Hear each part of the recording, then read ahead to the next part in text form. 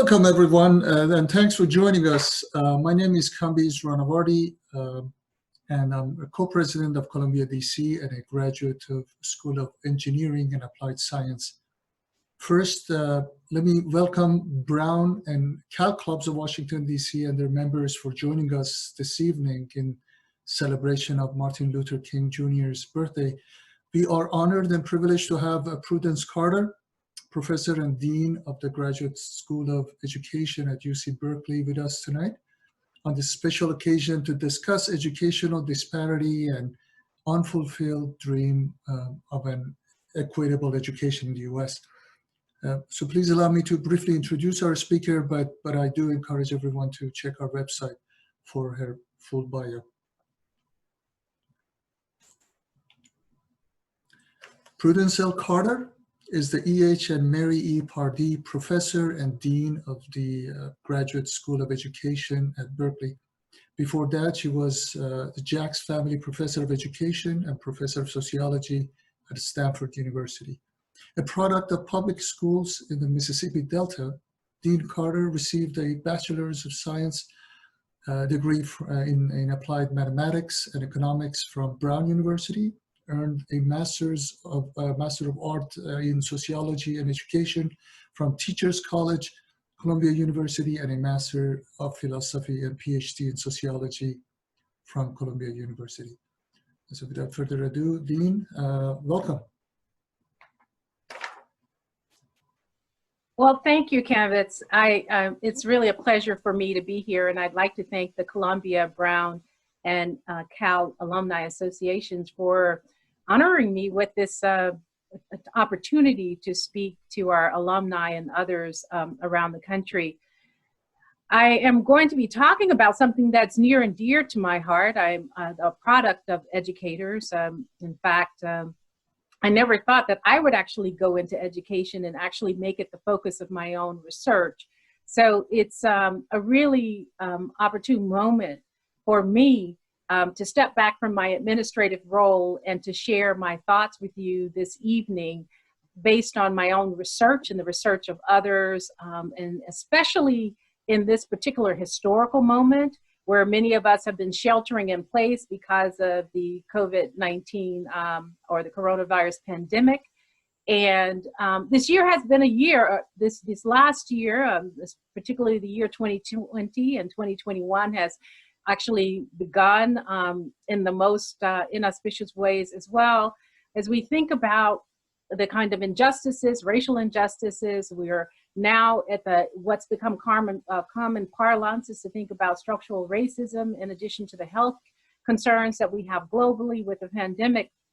I think it's a good time to reflect, especially here on the day of Dr. Martin Luther King's birthday, about one of the most impactful social institutions in our lives, and that is education. It's not only a system, and we do have 50 distinct systems across the 50 states in the US, but it's also a political, social, and cultural institution.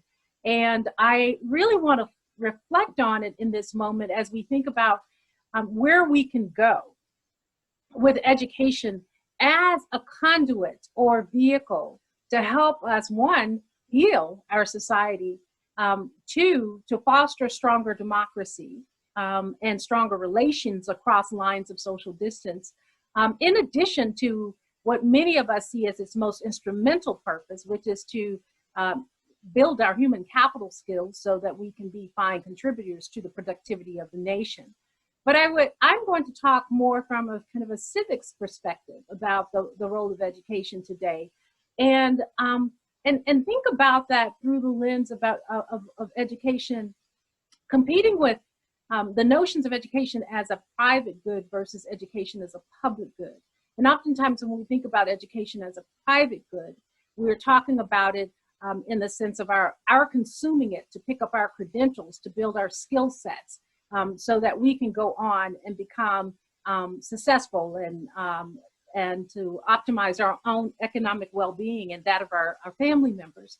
But in this moment, I think it's important for us to think about the public good format notion, and I will say a little bit more about that in a moment. Let me just share my screen I should be able to share my screen, but I've been disabled. So I will talk until I have a moment to share my screen. But I would really like just to explain to you some of the things that I have done as a researcher over time. And part of that has been to really go inside of schools in the United States. And even in my last, one of my last major projects, I've also gone to South Africa. And I come to understand and have studied education through the lens of the intersections of racial, class, and gender dynamics, and gender forces, class forces in our society. And I particularly, as a sociologist, have thought about the issues of inequality, multiple forms of inequality, and how they can in many ways mitigate or undermine the fundamental purposes of education in our society.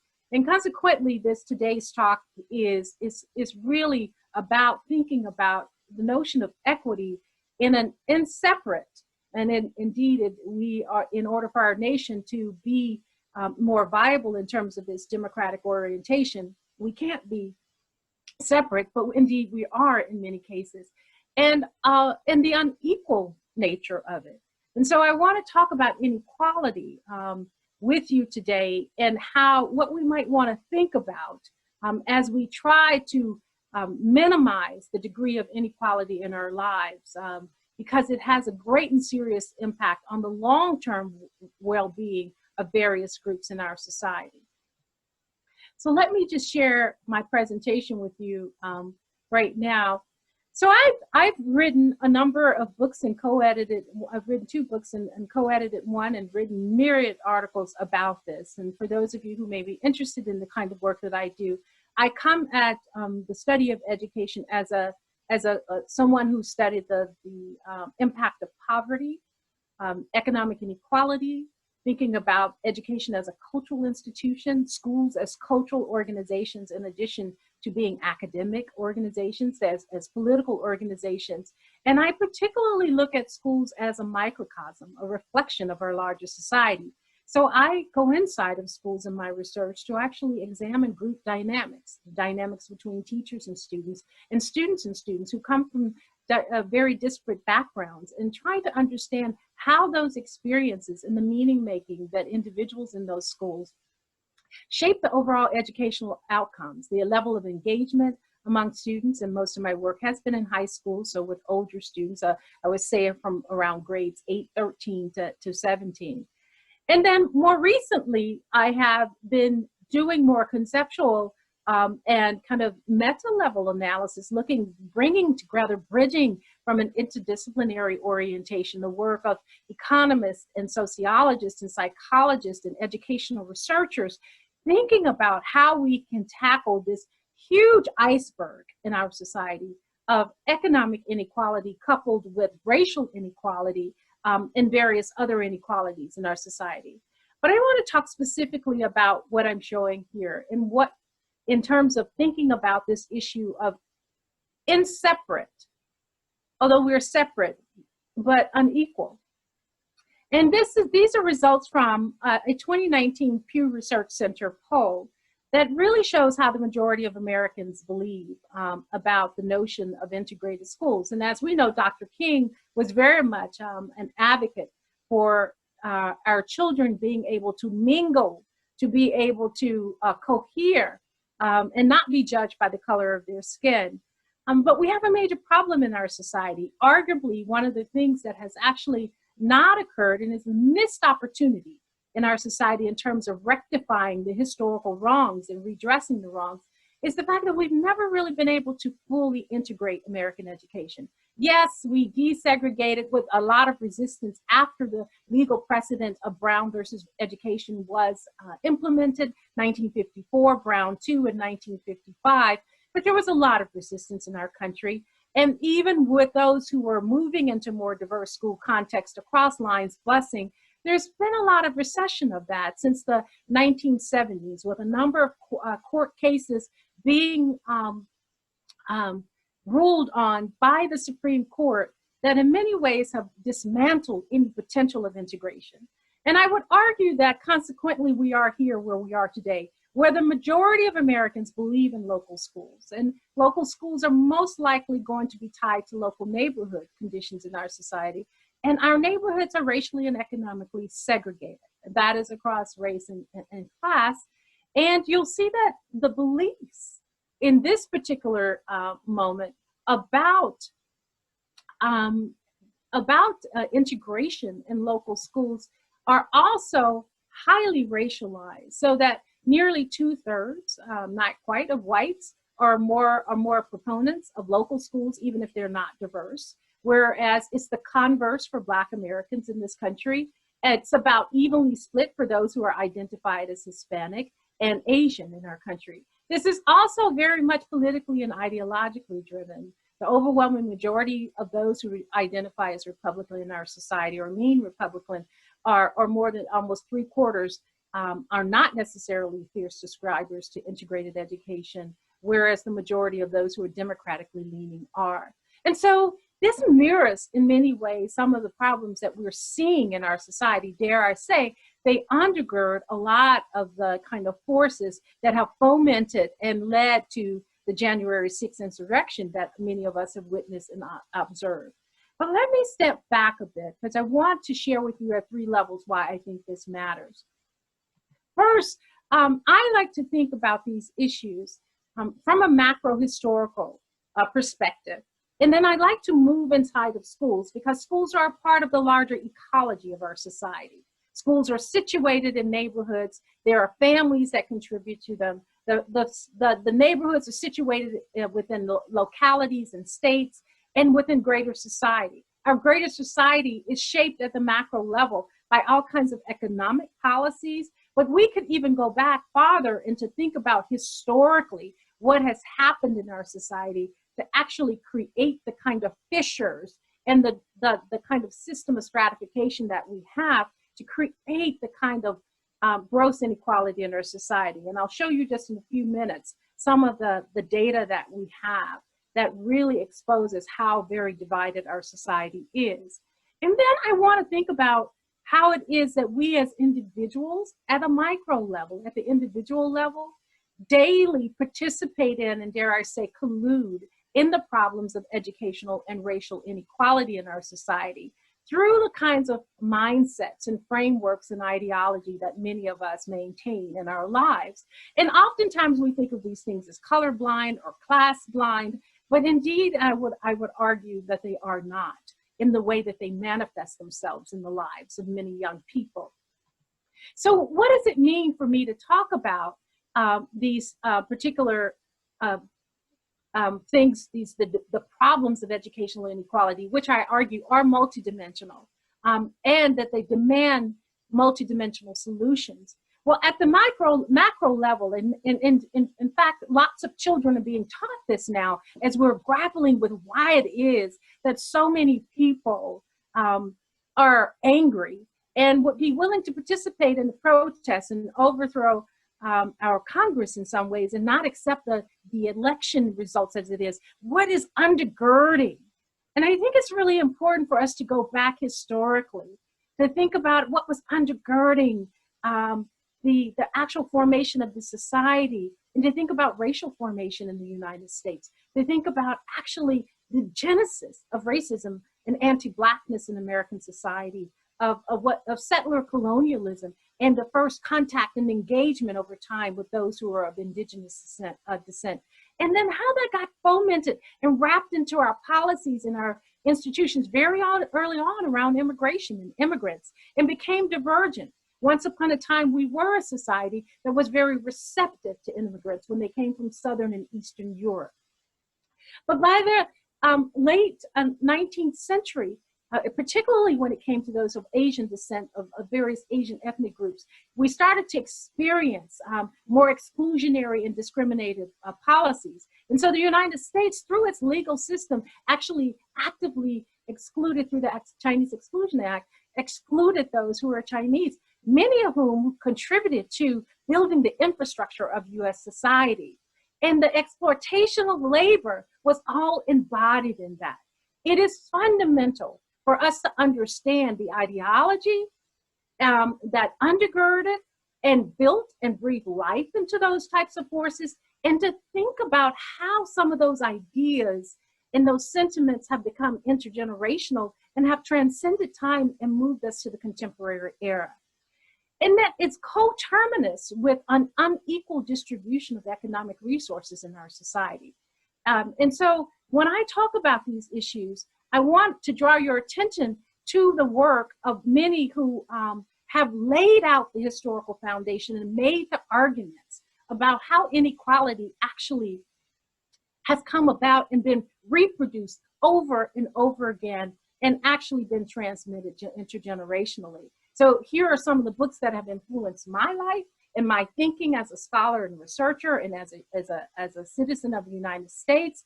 And I particularly draw your attention to those who actually made comparative analysis. This is not just in the United States, but in South Africa, which is also where I've done work. It's Brazil. And why these comparisons matter is because you see similarities in countries that were also hyper-racialized and had large importation of people of African descent who were then enslaved.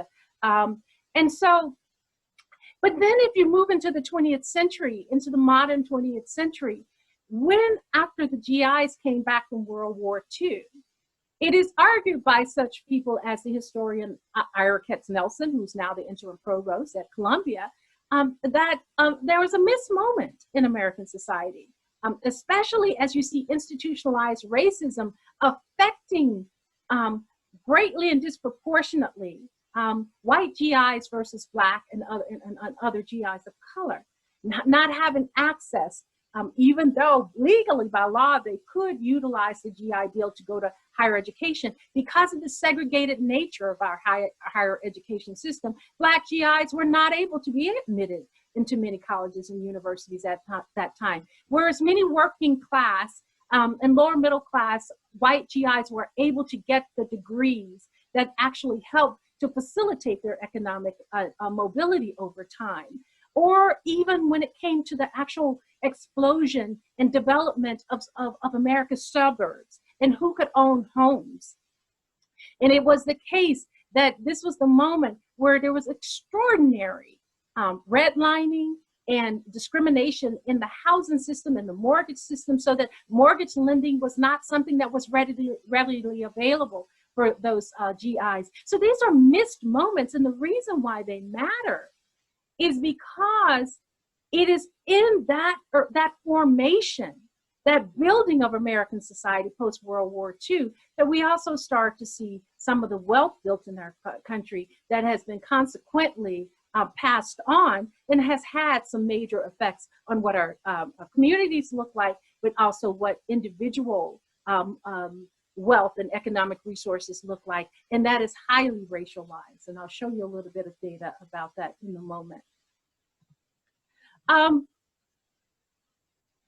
One of the things that we need to understand is that there is a lot of disadvantage in our society. These are based on census data. When you look at, from the last census, when you look at children and youth who are 18 and under, and how close to the poverty line they live with their families.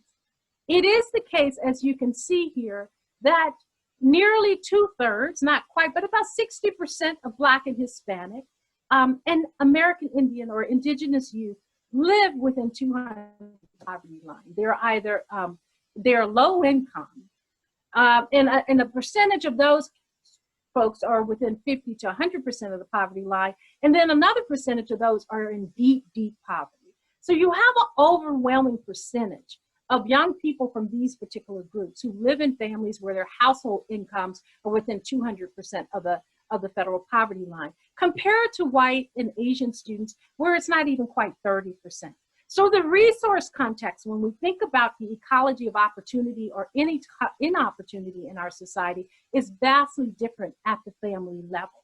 And that corresponds also to the ability to be homeowners or where people live. And as you know, our schools are also connected in terms of their own revenue base to where people live in the tax revenue base. So for many poor, and low-income Black, Latinx, and Indigenous students, they're living in situations and in communities where there's not a high tax assessment. Consequently, there's not as much that is being contributed at the local level. And there's a greater reliance on such things as Title I from the federal government for certain services or from the state and local governments. Another thing that I want to draw your attention to is just thinking about wealth and why wealth matters in our society. Oftentimes, we're just talking about inequality from an income perspective, but the wealth matters in terms of the affordability of opportunities, whether it's going public versus private school, or even something as far as thinking about the affordability of higher education in our society. And so you'll see from, based on this graph here, that even from 1963, this is the year that the March on Washington happened, up until 2016, and this is about the last time the Urban Institute has made these data available, we've seen a widening of the gap of the wealth between Blacks and whites in our society.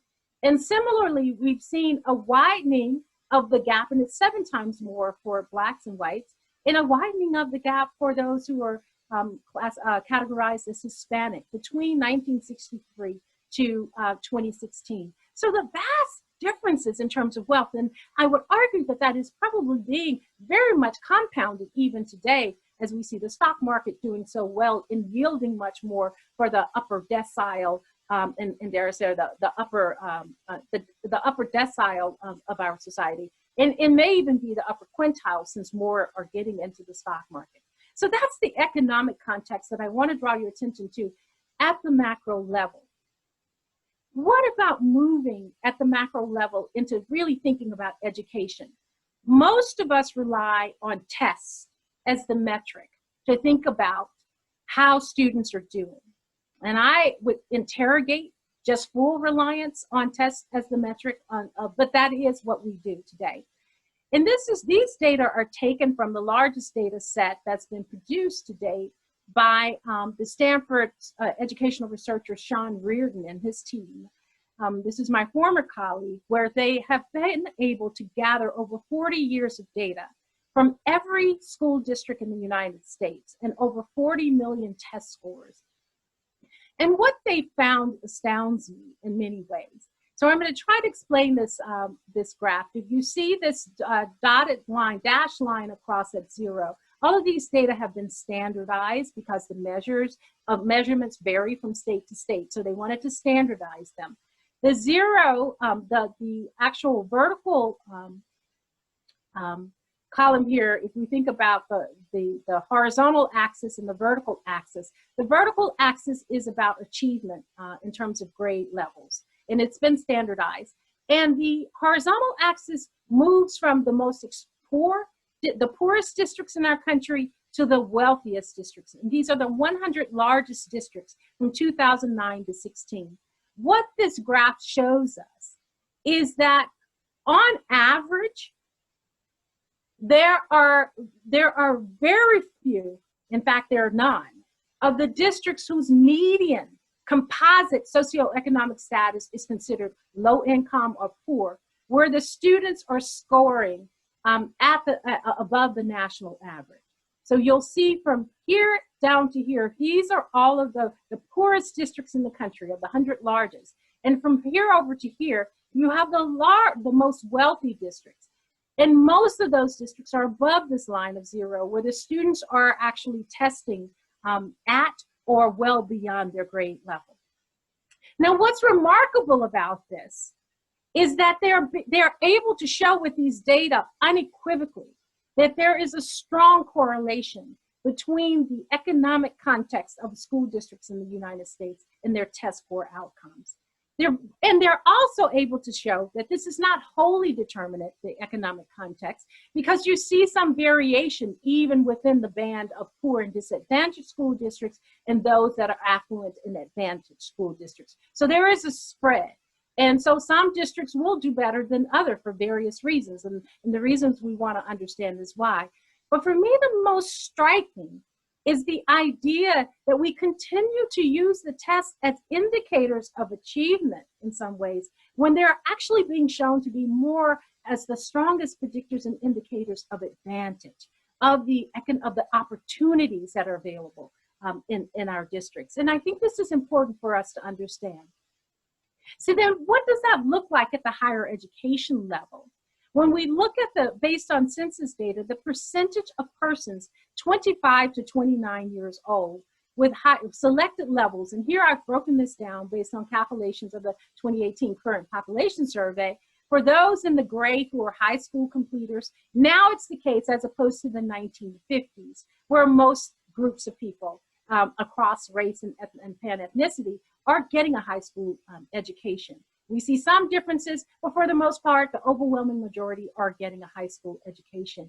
When we move to the blue, we're looking at associate degrees. So we're now moving into higher education sphere. We start to see radical differences across the different racial groups in our society. With whites, at more than half of whites have at least an associate's degree or higher. For Blacks, it's a third. For Latinx folks, it's the same. For Asian Americans in this country, it's about 3/4. It's about a fifth for Pacific Islanders, and it's about, as well, well, moving towards a quarter for those who are Alaskan American Indian.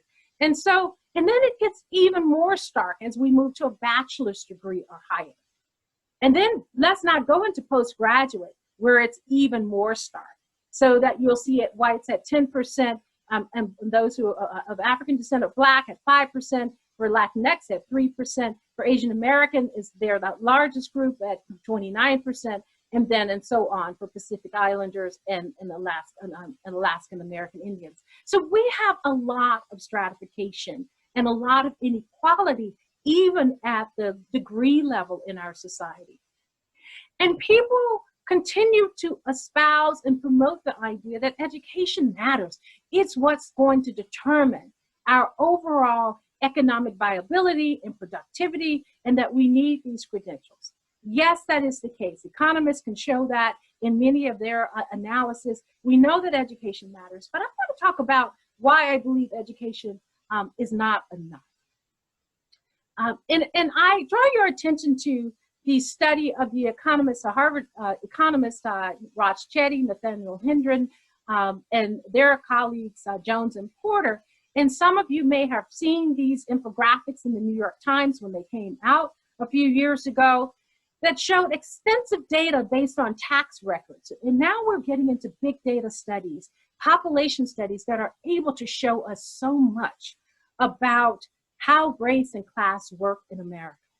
And this extensive data study was able to follow the intergenerational mobility of a cohort of individuals and compare them to their parents. And what was astonishing and really provocative about the New York Times's headline was that the extensive data is now implicating what we well know. And that is the role of structural racism in our society. And how did it do this? Well, what it was able to see is that when you control for everything, even when you saw and compared young people who lived in opportunity-rich communities and families, we see significant racial differences. And one of their most stunning findings was that most white boys raised in wealthy families will stay rich or remain rich or upper middle class, very similar to their parents. But Black boys raised in similarly rich households will not. They will become downwardly mobile. And the question is why? Why was that happening? Why is it that exposure to these so-called good neighborhoods and good schools and good families, those opportunities not working? And Chetty and his team can't prove it unequivocally, but they believe it may have something very much to do with how exposure to racial profiling and mass incarceration and the exposure to the police is actually disrupting the mobility trajectory for many Black men in this society.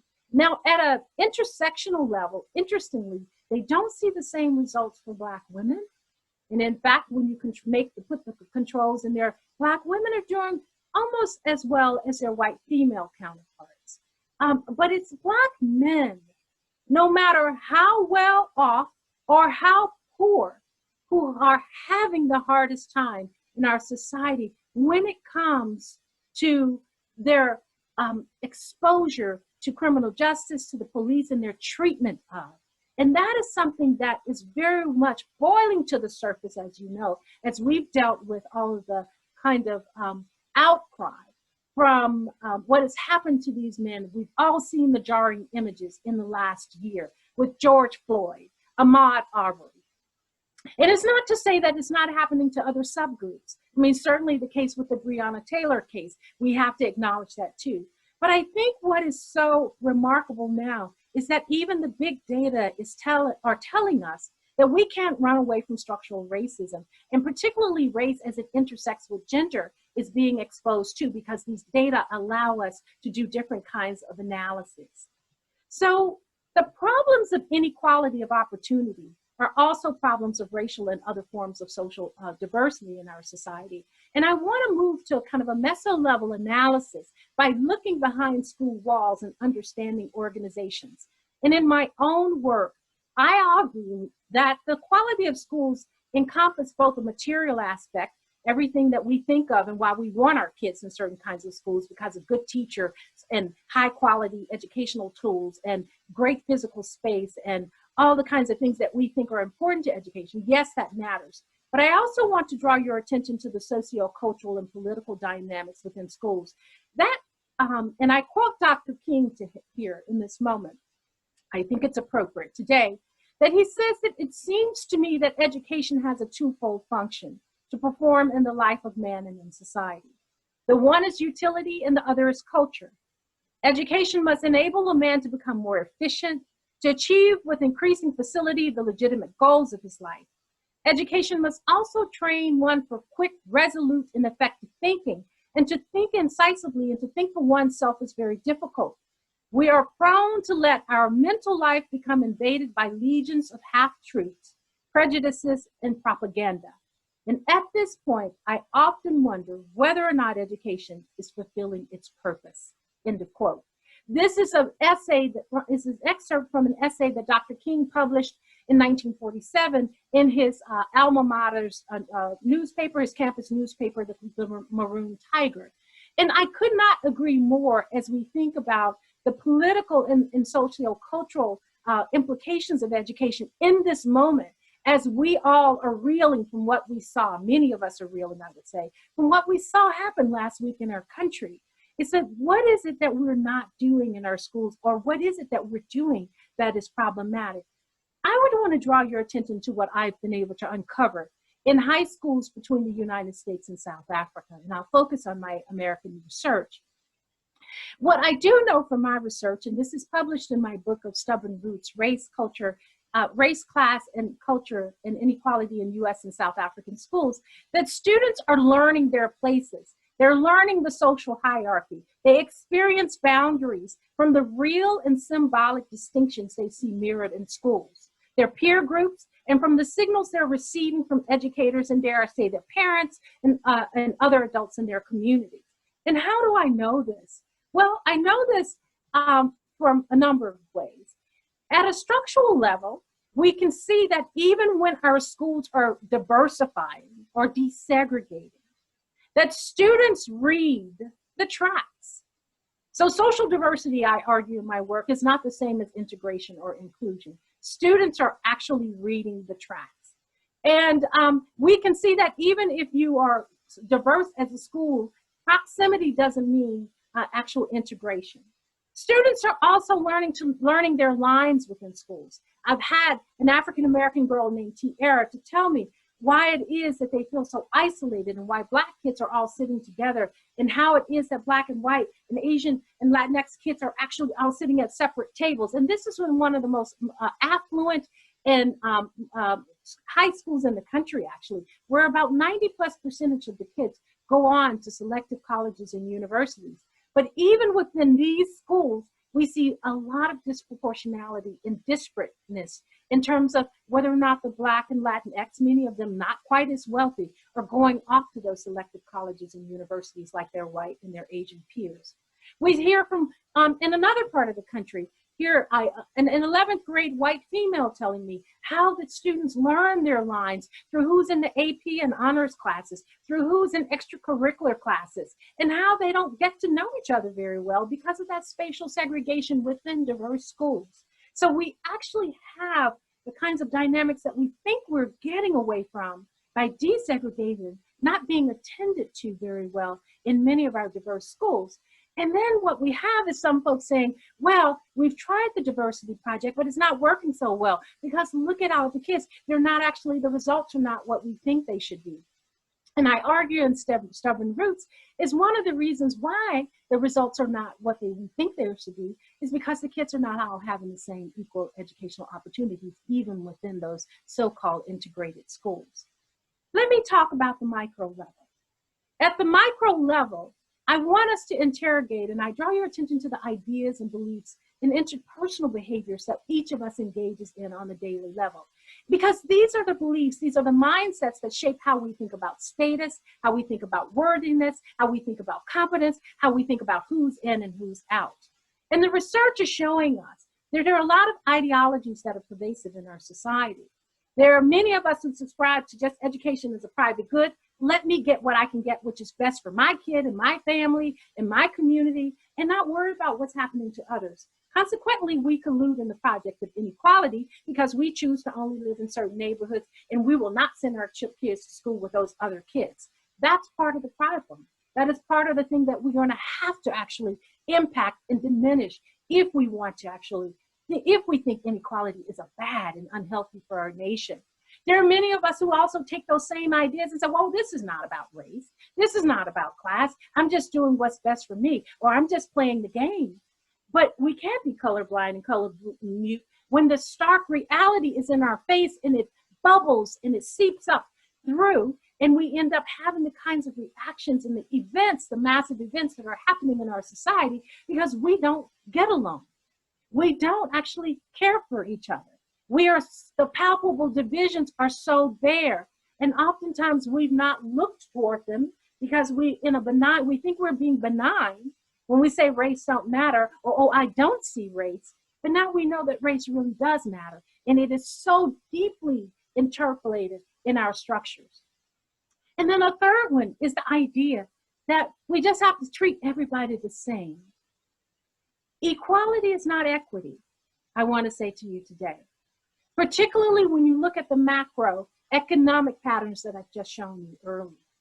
In order to actually get to a more equitable stance, we're going to have to, and that's what all the research says, so many researchers suggest, we're going to have to do more in the communities that have been left behind for so long in American history.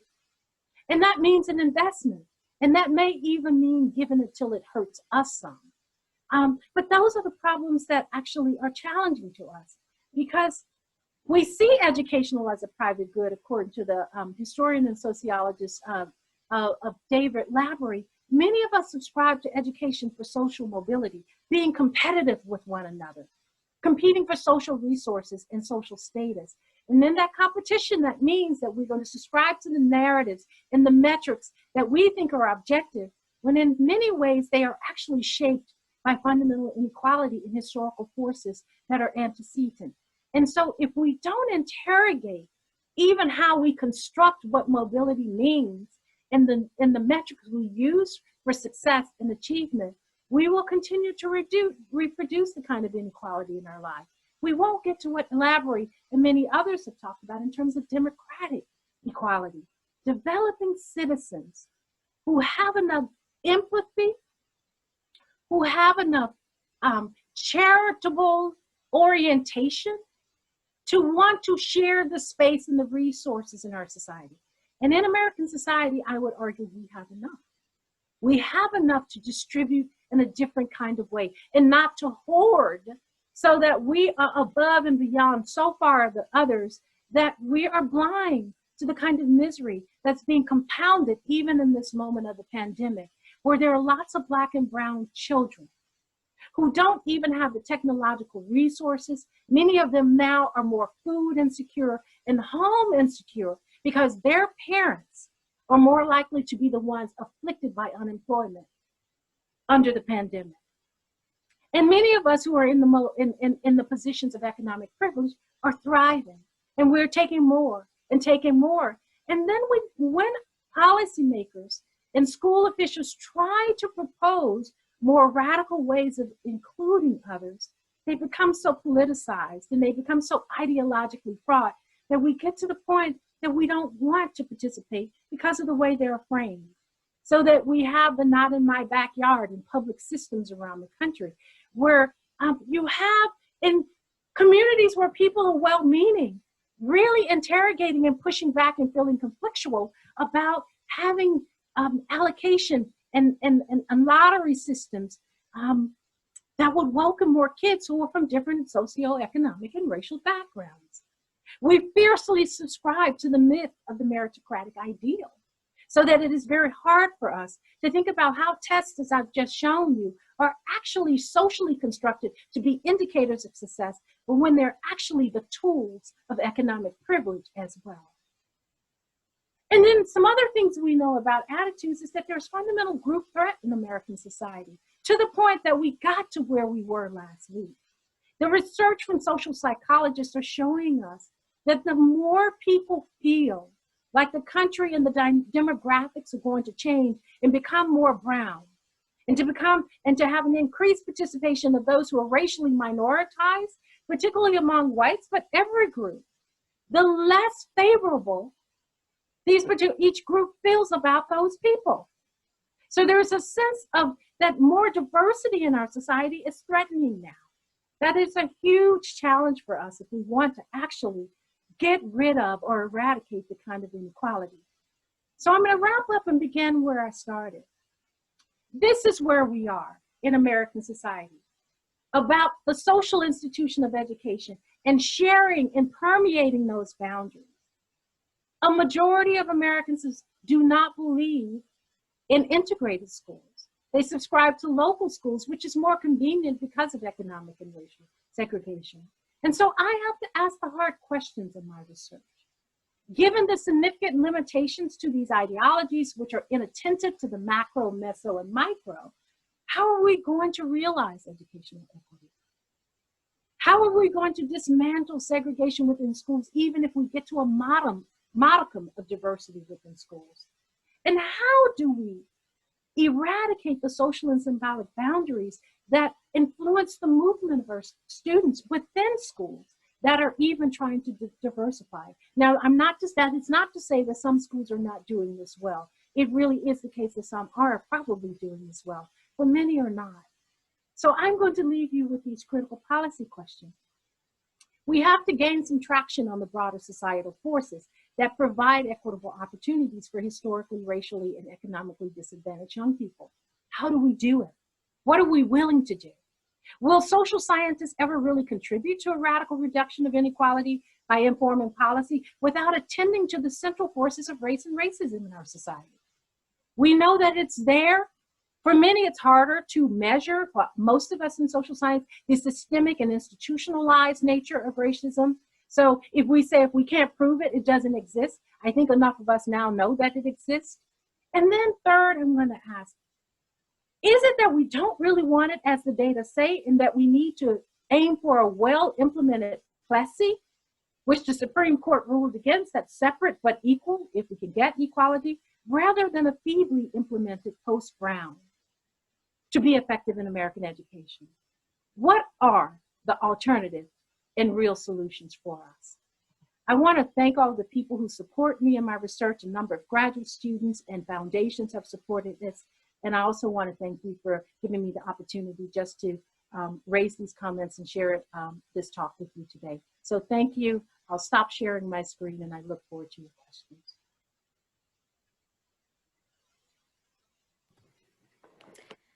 Hi, Dean Carter. Thank you so much. My name is Miyako Yerrick. I'm the Columbia College class of 2012. and I'm the admin for the ColumbiaDC group. So we have some attendees here from a variety of schools.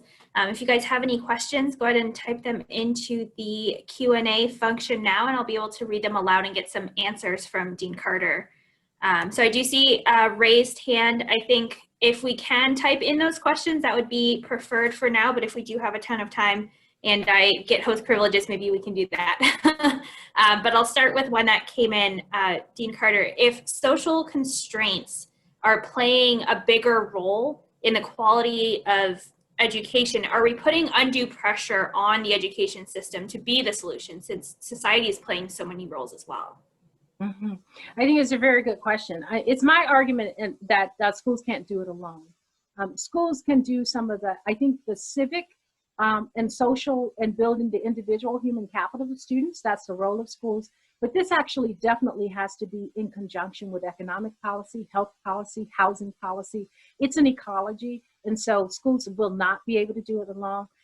The reason why I think education matters, as Dr. King and many of us have thought about, is in terms of the civic purposes it can inculcate in our lives as democratic citizens. And so how do we mitigate, how do we minimize the kind of divisiveness that we have in our society? And I think education really is, that's where education can be a major conduit. And I'm wondering, I'm mixed race and ethnicity myself, is when you do those charts, and especially when you're looking at census data, it's broken out into just, you know, one or two different ethnicities that you can click. Do you see any impact of multiracial children, or is it just such a small percentage that it really doesn't show up in kind of eroding some of these issues?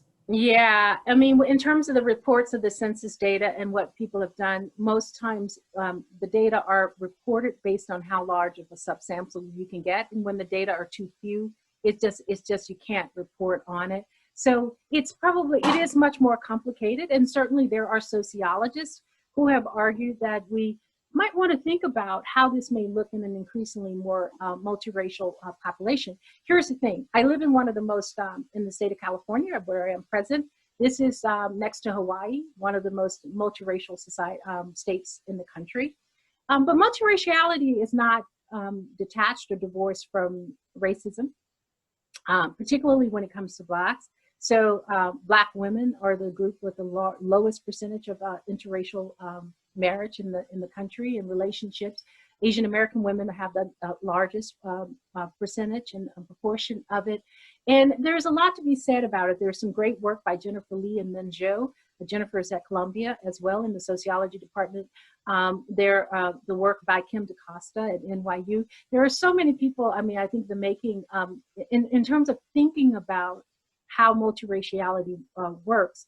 And I mean, there's been some interesting research from Lee and Joe, for example, showing when multiracial persons draw on one racial background or another in certain contexts, and there's some gaming of that, as some of that's been shown. But I think I'm struck by the fact that I don't know if multiraciality is necessarily going to show different results, particularly if we continue to be a society where the dominance is embedded in whiteness, and there is a lot of assimilation and acculturation in that direction, as opposed to thinking of us as a more ethnically and racially plural society. Great, I appreciate that. So we did have a couple of questions come in from Deirdre Fair James. She says, are there any school systems that have successfully integrated, and are there any lessons that have been learned from those if they do exist? Yeah, so there are, I mean, I imagine there are school systems that are actually formally by the state that have formal integration orders. There are only about less than a dozen in the country. Many have moved away from it. So that's really interesting to say. And I will say that those districts, I'm in one, in fact, the Berkeley district. Many of those districts use kind of a lottery, or they use a kind of design plan to be able to allow for some choice across neighborhood lines. But I mean, even though you're getting, so if you're talking about integration, desegregation is not the same as integration. And I argue this in Studying Roots. Desegregation is really about demographic change of a school. And so we have different demographic change in many schools. Integration is more about organizational and cultural change within the school so that no group is on the margins. And so whether or not, there are some schools that do that successfully. Thinking about case studies. The bigger question is, how do we do it more on a scale in the United States? And what that will take is some attending to who are the educators and the attitudes they bring to the school, being vigilant about the distribution of students across all the different aspects that are conducive to higher educational mobility, from the different types of course types to extracurriculars. Also being vigilant about the curriculum. I mean, one of the things that you can't have integrated schools without having anti-racist and anti-bias curricula, without having culturally sustaining and culturally affirming curricula in schools. And you need to have educators who actually get that and know how to do it and fold it into their pedagogy. So that's really, really important as well. And I guess we have a school here in the DC area, a high school called Thomas Jefferson. It's science and technology. They have a test to get in. And apparently just this past year, they are tried to change their admissions to have more diverse students come in. And there was a lot of pushback actually from non-white ethnic groups. And they were like really opposed to it. And I know that as we try and think about, one of your final concluding questions was, what does that plus-C approach look like if we were to try and do that in today? So here's the thing, I asked that question, and because I ask it rhetorically, I don't know if realistically, in reality, we'll ever be able to get that kind of equality. It is the case that prior to Brown, and even post-Brown, even in Washington, D.C., I think there was a school called Wilson High School at that time where tons of extraordinarily talented African Americans came out of that school. It was a segregated high school. They went on to make major contributions to our society. What desegregation did was that it actually tore at the fabric of the teacher education profession in the Black community. Lots of Black educators were actually, Vanessa Siddle Walker at Emory, who's a historian of education, has written extensively about this, lost their jobs. 3/4 of the public school teaching force in this country right now is mostly white female. And so what we found is that we don't have as a diverse a teaching profession in American public education. That's actually already a challenge and a problem. And so when we start talking about, okay, but what about kind of more racially, ethnically centric? There are certainly case studies of successful schools in those cases. I mean, you can see that in Chicago. We hear these stories every year around admission time about 100% or 99% of the kids from this school, which was deeply, it was 100% or mostly African-American boys. I remember one school, they've done well. We do have isolated cases or across the country, because it's not so much, when we talk about integration, we're not talking about just kids of color and white kids sitting next to each other. It's not about osmosis and that it's just going to benefit kids of color. It's actually good for white kids too. And so it's important to say that, because most people think it's just all those poor kids, those historically underprivileged kids. It's actually, we see now what happens when we don't have integration for white folks. And I need to just say that integration doesn't just have the function of trying to bring up test scores, which are not enough, I would argue. Integration has the function of opening up all of our minds and our lives, because that's actually what shapes how we vote, how we think, how we engage civically, what we do in the workplace, who's in our social networks, and with whom we share our resources. And so if our social networks are quite segregated, most likely we're participating in segregative activities every day. And so it's good for all of us in that way. And at the same time, I don't disavow that it is critically important for ethnic communities to have their time together, to have their spaces. And so American public education landscape is big enough and vast enough to have all kinds of schools. And if we can have productive and healthy, culturally sustaining and culturally affirming schools that are also Latinx dominant, Native American dominant, we can do that. but oftentimes those schools don't have the same kind of economic resources. So separate is often not equal in our society anymore. We have another comment and question from Alina. She says, to the point of measurements, that the graphs you showed were really powerful, and asks what mechanisms exist for validating the policies and projects that really do great work in reducing educational inequalities, and how do we measure their success? Well, there is some great work happening by scholars around the country. I would say I like mixed methods, and as you can see, I entertain both qualitative and quantitative work. I would say I think about some of my colleagues here on the West Coast and around the country who have gone into high schools and documented some of the best practices. I think of Amanda Lewis and John Diamond, who've done that in Evanston, Illinois. I think of the work of Rucker Johnson, the economist at the Public Policy School here at Berkeley. Children of the Dream is his book, where he was actually able to show and write in a really accessible way for the American public about different ways and the inputs that we need and the metrics we need to reduce inequality and to show the long-term impact in terms of college going, earnings, returns, and such. And so, you know, we know from the research, and even in Closing the Opportunity Gap, which is the edited volume, where a number of renowned scholars around the country across fields wrote research essays for Closing the Opportunity Gap to talk about what the inputs are. The inputs are inside of schools. We know the most critical is high quality teachers who have an anti-racist, culturalist, and sustaining, culturally affirming mindset. So it's not enough just to know how to teach math. It's also enough to know how to actually engage and relate to your kids who come from very different backgrounds from yourself.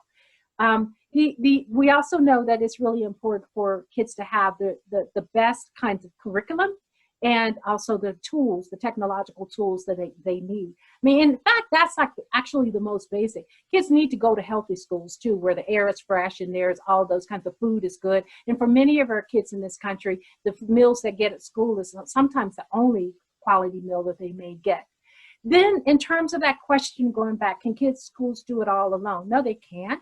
And so we think about the ecology in terms of what we have to do with housing policy. So in a recent piece, one of the things that I've been arguing is about the interdependence.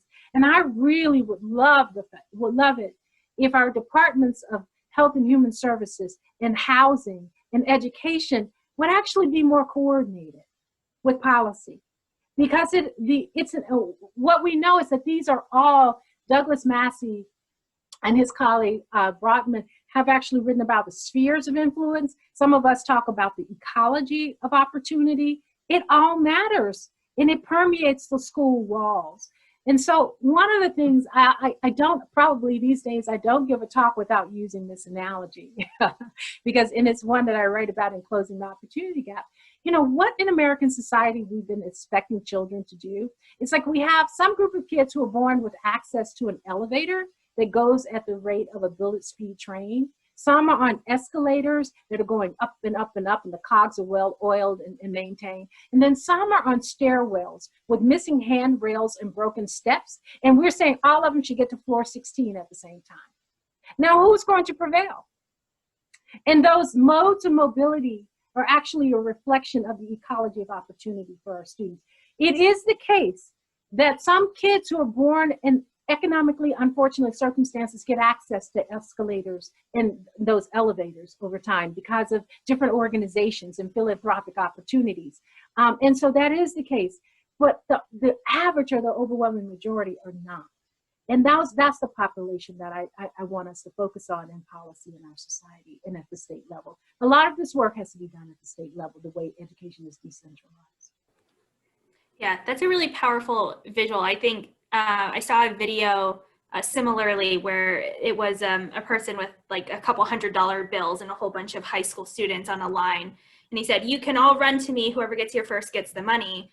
But he said, okay, if you have parents that are married, take 5 steps forward. If you had a tutor in school, take 5 steps forward. If you had daycare, take steps forward. If you always had food, take steps forward. And then, you know, you get to see those differences really show when he says go and who has the shortest distance to run. I think sometimes you need those visuals to really think about it again, because we do know that they're there. I think a lot of us at least do, but we kind of push it down and don't think about it and what we can do on an individual level to really make a difference. So we had another question come in from Andrea Gardner, and she says, you mentioned school choice and lotteries being necessary component for desegregating schools. Are charter schools then creating more desegregated schools? And is there any research on public versus charter schools in terms of progress around school desegregation? Yeah, thank you for that question. Let me be clear. When I was talking about those modified choice plans, I was talking about traditional public schools where you get to rank order the schools you want to select in the district, and they're not just confined to your own kind of spatial location and your neighborhood boundary. That's what I was referring to as a sponsored choice. Now we're getting into school choice with charter schools. That's a whole other animal, and that's a different thing. What we know from the research is that most charter schools in this country are quite segregated. They're not desegregated. Many of them are targeting economically lower income students and mostly racially minoritized Black and brown students. It's very rare that I even hear of charter schools that have an overwhelming percentage of students from more privileged backgrounds. So the school choice data, they're a part of, in terms of charter schools, show that they are a part of the landscape. There are some really good charter schools and there are some really bad ones, just like or mediocre ones, just like there are some really good traditional public schools and mediocre ones. So I remain pretty agnostic. I don't think that's the silver bullet for American public education, just because I just have not seen enough to convince me that charter schools are really the way to go. As I said, some are good, but some are mediocre, just like in traditional public schools. And I tend to do most of my work in traditional public schools, so I can only really talk about them. And there have been a few kind of major cases around affirmative action that have come up in the news, and we've kind of followed them. What is your opinion on the future of affirmative action? You know, affirmative action is such a politically and ideologically fraught area of thought. It's really interesting how affirmative action has evolved over time, because if we look at history, you know, in the early 20th century, all of our alma maters that are represented and co-sponsored this event participated in affirmative action when it came to white Anglo-Saxon males in our society. They certainly participated in it in ways to be exclusionary of Jewish males.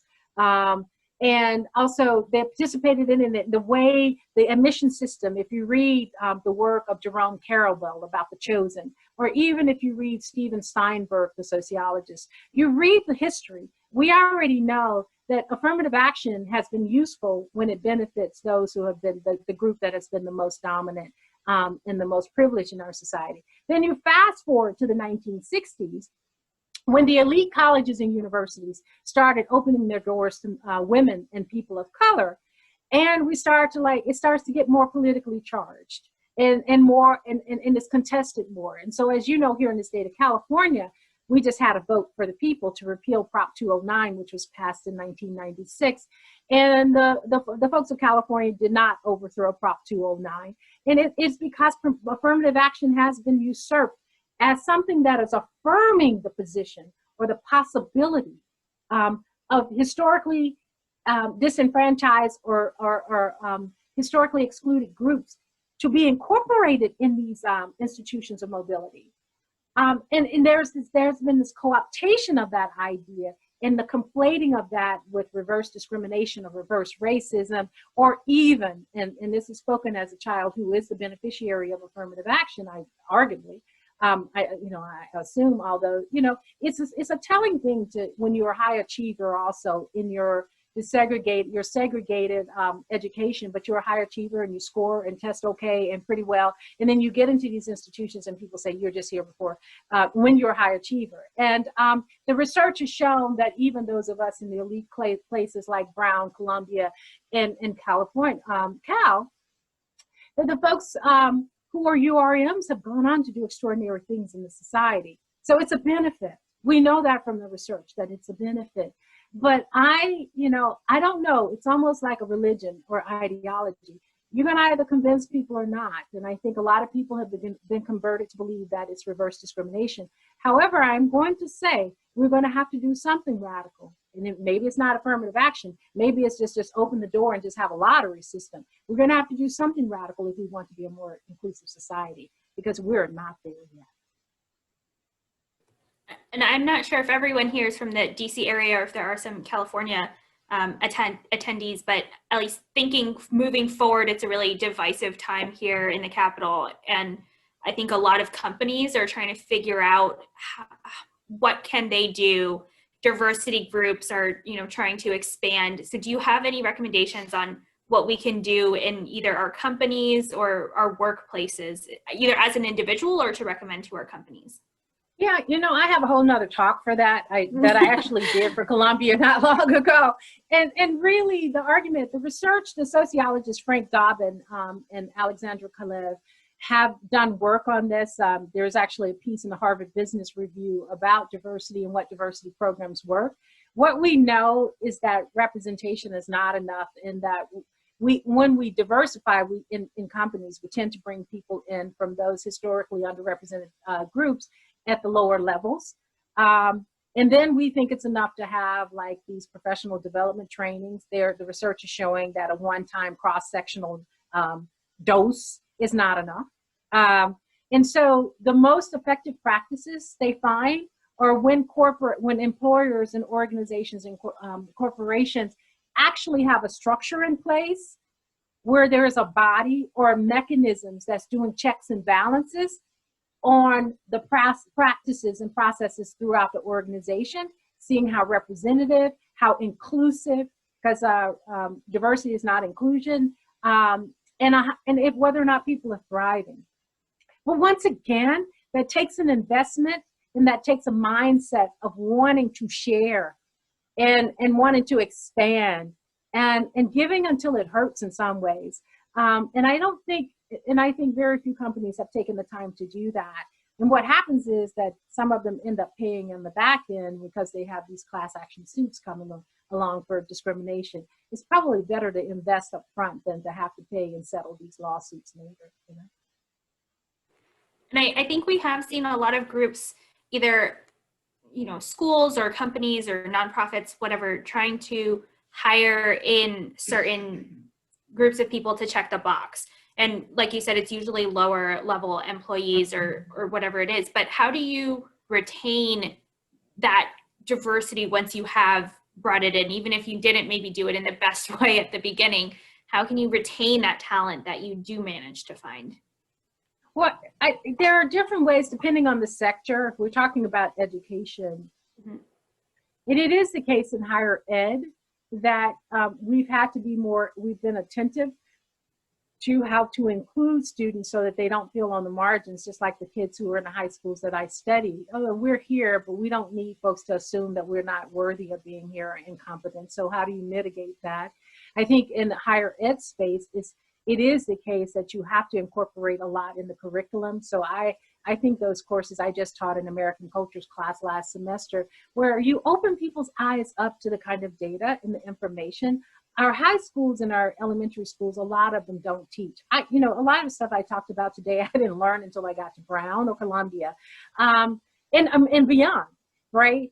Because our schools don't teach us this very well. And then by that time, it may even be too late if we're not getting it in our formative years for some of us. So it's one, the education and the curriculum has to do it. The second thing is I am finding that it is so important and rich for students to also see that the faculty also mirror them.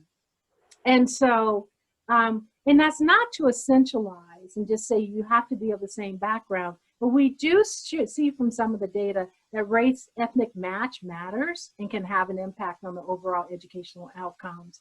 It's also important that there is representation in the leadership. And so that because in the leadership has to show its diversity of thought, but more of its inclusivity and its inclusive thought in how it operates. Is it sensitive and attentive to the various populations that are there, that are represented in the schools? Is it thinking about how much it also attends to the various humanities? Is it attentive to the fact that data science is exploding in this country, and many undergraduates in the elite schools want to do data science, but the representation of Black and Latinx students in those getting into and gaining admission, at least in my school, is really low. what is the university going to do to make sure that all of this majors, at least where there is the demand, that they have more representation of it? And then how do you attend to the mindsets of the faculty? Because that's a major roadblock for us in many of our institutions. I can't tell you how many students tell me the things that they experience in the classroom, which is why it's not enough for not just K-12 teachers, but professors to just know their expertise. They also need to have a certain kind of sensibility if they're going to teach. Otherwise, just be researchers. We had a comment from Dr. Harriet Field. She's one of our attendees, who said it reminds her of lawsuits that are being brought against Google and other Silicon Valley tech firms for their lack of inclusion of women and people of color. Which reminds me, you mentioned that most of the teachers, and I don't remember if this was like K through 12, but they're mostly women in the US. And I'm just wondering, not that, I don't know, maybe we have somebody here in the incoming Biden administration, but we've seen, at least when I was in college, a lot of my friends were looking forward to doing Teach for America or one of these programs where they get put into various schools in Detroit or different cities that, need a lot of help and attention from different teachers of different backgrounds. But they got burned out very quickly, and then they didn't go into education. They went into consulting or other different businesses. So how do we keep those, young students who are interested and are trying and even do teach for some years, and then we lose them to burnout? Yeah, the burnout is real, and I want to acknowledge that. And the reason the burnout is real is because the schools are being told to manage all of this on their own, even in the pandemic, right? It's fortunately, Congress has passed a new bill to support, and states are supporting their schools more. But can you imagine these plans where everyone, now the principals have to be responsible, not just trying to help the teachers and support them, when they weren't even ready for like pedagogy online. It's I just saw ridiculous. teachers scrambling. We're not even ready. There was no training, nothing. And so they were doing that. Now they have to figure out how to be healthcare workers as well, in terms of management of PPE and managing the HVAC system. This is so much in terms of logistics is overwhelming our schools. And so that's why I go back to the interdependence of the healthcare departments and, housing and education. Educators are being asked to do too much, and teachers particularly have to be psychologists. They have to be in loco parentis, like, mothers and parents and what have you, as well as teaching, because many kids are bringing the context in which they live into the classroom with them. And if you have homeless and food insecure kids, hungry kids are going to have a hard time focusing. And so then the teachers have to deal with that too. So I can appreciate the burnout, and that's why I keep going back to why our nation has to tinker with the ecology of communities to make it more equitable, so that schools don't have to take on so much of this burden. Otherwise, we're going to be having these talks where my goal and my dream is not to have to give this talk in 20 years, but I don't know. The biggest struggle for us in American society is finding the political will for a country this wealthy.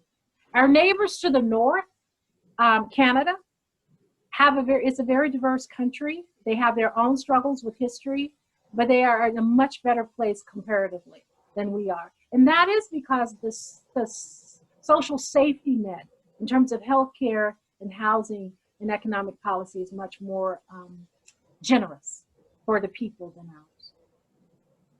I don't think I've read this anywhere, but maybe we need something like a DHS. After 9/11, we had that department built to house all the other departments. We need something like that to cover HUD and education and all of those different departments. Well, yeah, I think each of them, now we're getting into some political conversations around policy. I think each of the divisions can maintain their identity.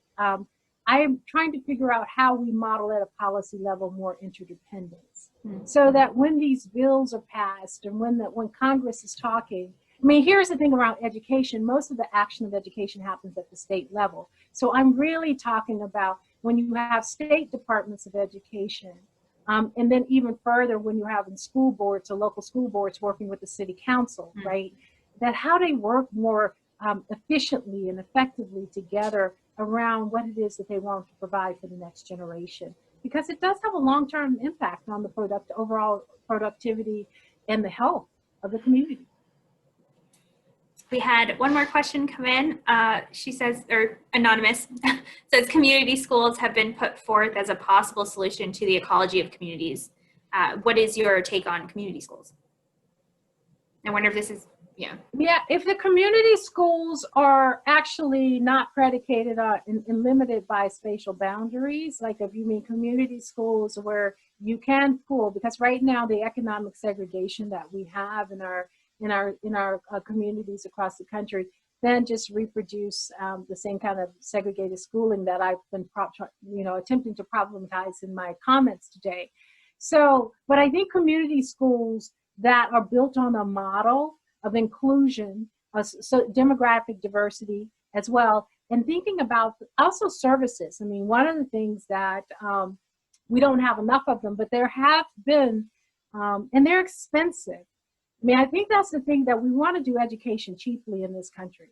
So we can either tinker at the macro policy level with economics and housing and health and get that taken care of so schools can do just what they need to do, or we don't do that and then we have to deal with it in education, and it becomes expensive at that level, because the wraparound services that schools do in community schools, by providing, there are some schools that do provide.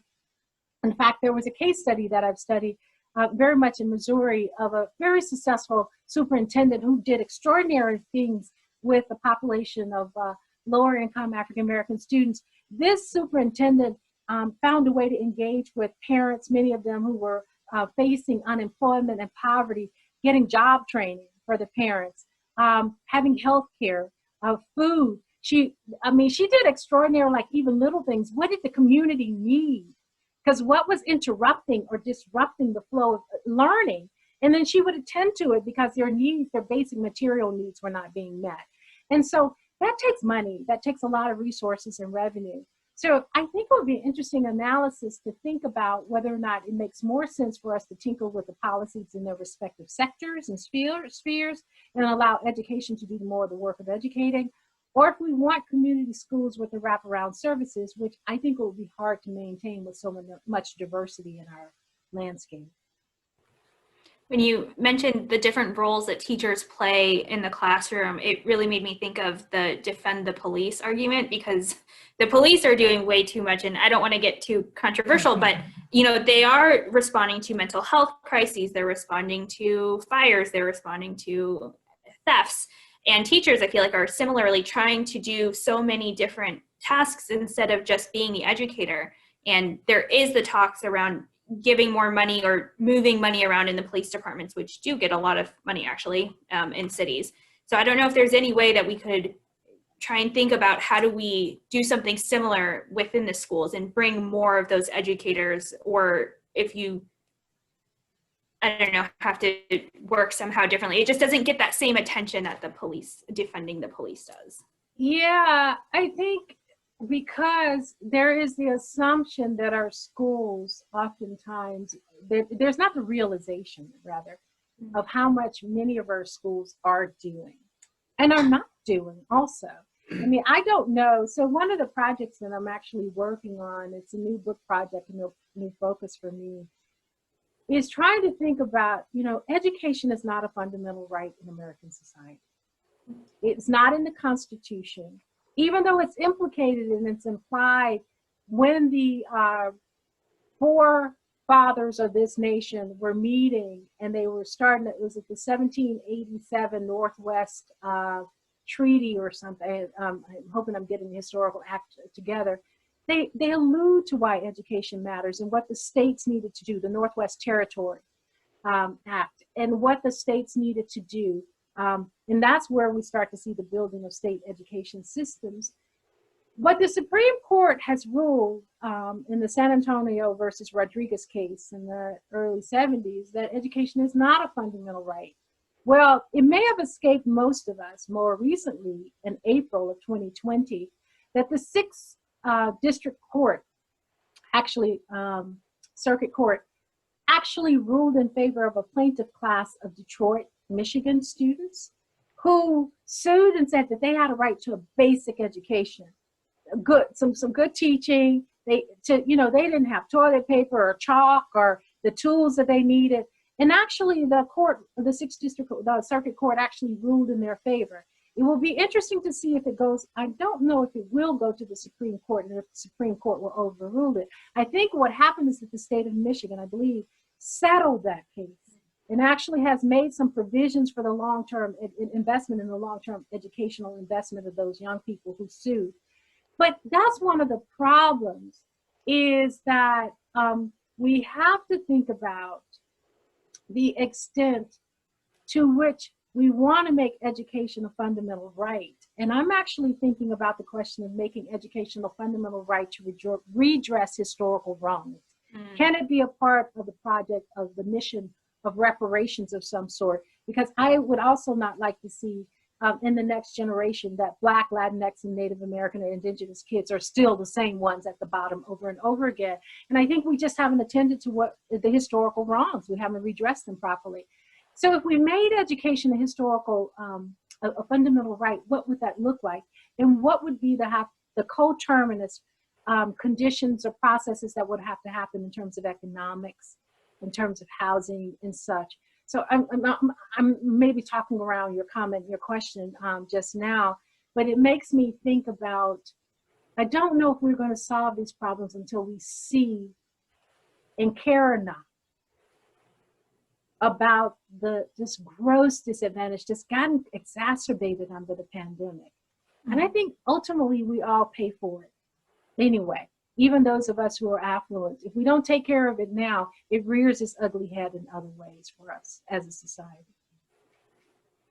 Well, maybe as a closing thought, I know probably all of us have too many books on our bedside table already, but if you could recommend a book or a journalist to follow, a blog, a podcast, whatever you think that might kind of continue this conversation, or something we could bring into our own communities to continue the conversation. Oh my, there are so many extraordinary books out there right now. And I'm just looking at my own Kindle and what's on my table. I mean, I think, post George Floyd, there were all those readings around structural racism, right? Mm-hmm. And some of them are fine and some of them are a little quirky and interesting. But I can't wait to read Isabel and finish Isabel Wilkerson's Cast. I think it's so important. I think this is now the moment, if you don't know history, to make yourself know history and understand why we're where we are. I think so many people are under the misimpression that post 1963 and 64, when the Civil Rights Acts were passed, that everything became right in American society. They did not. And, for so long, we also just had such disenfranchisement with even voting and having access to rights and stuff for Black people in this country, and still trying. If you see the kind of disemboweling of the Voting Rights Act that happened by Congress some years ago. So in terms of thinking about it, one, it's the first historical. I think it's really incredible to read the kind of historical work, and Wilkerson is one of my favorite writers, and so I'm going to give a shout out to her book. I think when I think of education podcasts, some of the more contemporaneous issues, I really love they call Here to Slay not Here to Slay, although that's one too, by Tressie McCotton and Roxane Gay. But there is one by Jack Snyder, who's a historian of education. I can't remember it, but you can find it on Apple and Music and Spotify. So my memory is escaping me right now. I think it's really incredible to think about some of the people who I actually, even though there are some historical fallacies and some problems, and there's been a lot going back and forth between historians who don't care, I think the 1619 Project did something for American society. It is a public good because people did not know a lot of these things. And even if there were some inaccuracies in it, it opened the eyes, and they were not that great, but there were some. It opens people's eyes to really how this country was built. Nicole Hannah-Jones is one of the smartest persons. And the reason why I think the journalists matter is because they translate for those of us who are in the academy. They translate the policy, and they do a lot of good work around that. So I really give a shout out to the work that she does, but she's careful, and she's actually writing a book. I mean, obviously, lots of people really, he's going on. I knew him partly before he became an international superstar, and he's doing more and more. And I just saw today that he's even doing something with Netflix. Ibram Kendi's work, Stamped from the Beginning, or even his book on anti-racism, is something that everyone is talking about. In terms of education, I think there have been a lot of great, rich, and interesting ethnographies on schools and what happens behind the walls of schools. And so I really, I mentioned Amanda Lewis and John Diamond's Best Intentions, which really looks and goes behind the scenes of a hardworking, districts that have been struggling with this, want to do, are well-intentioned and well-meaning, but there's some things that just still remain invisible, and, affluent communities. So I would definitely say their work, and Amanda's a Brown graduate, just to give her a shout out in that way. And I'm trying to think, Amy Stewart Wells' book at Teachers College was a really interesting, one of her last books, looking at the meaning making that people who grew up under desegregated schools, mostly whites who went to desegregated schools, were some of the pioneers, where they are today and how that changed their mindsets or not in terms of their own children. I think that's a really a rich book to think about. And then I really, one of the things I haven't said, and there may be others who know this, where I want us to pay more attention to in educational research is to stop just looking at big urban districts. And not to say we don't look at those, but one of the things that I think we have really grossly underestimated is what's happening in small towns and rural areas. And who are the educators who are writing about that? Because those communities are isolated and racially segregated too. And they're the producers of some of the folks we saw who landed on Washington last week. And I have been saying for a long time that we need to understand these communities more. The meaning making, why? And not all of them are poor. Some of them are middle class and affluent too, but they're smaller towns, and some of them live in big cities. But there's diversity of experience across the ideological spectrum. And I think it's important not to homogenize these experiences. So I hope that helps some. I'm trying to remember some of the other folks that I think about. There are lots, and so, but yeah. Anyway, that's really great. And of course, everybody should go check out both of your books. And you said you have one coming, so we'll look out for that as well. Yeah. And we can pull in Kambiz, our president, here to close us out, unless you have any closing thoughts. No, I think I've said quite a bit the last hour and a half. So. Well, thank you, Dean Carter. Appreciate what an education, pun intended.